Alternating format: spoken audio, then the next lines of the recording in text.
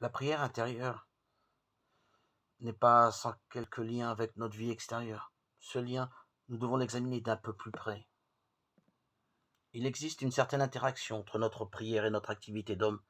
D'abord, grâce à la prière, nous parvenons à un meilleur discernement de la volonté de Dieu sur nous. Et notre soumission à la volonté de Dieu nous rend plus libres pour la prière.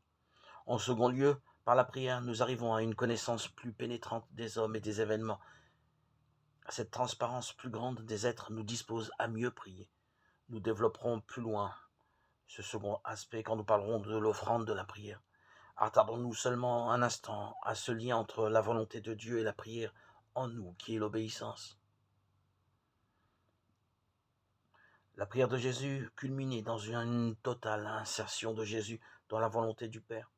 D'autre part, l'obéissance était la nourriture même de son être comme de sa prière. Elle était obéissance priante. Il en va de même pour tout chrétien dont la prière est en relation immédiate avec la vie quotidienne. Celui qui veut prier doit aménager dans son cœur une place pour cette parfaite volonté du Père. Éphésiens 1:9. Aussi doit-il évacuer tout ce qui irait à l'encontre de cette volonté. Les petites volontés personnelles limitées, les projets à courte vue qui ne dépassent pas l'horizon étroit de l'intérêt égocentrique. Pour se tenir dans la volonté du Père, il doit se défaire de tout amour-propre et de tout égoïsme.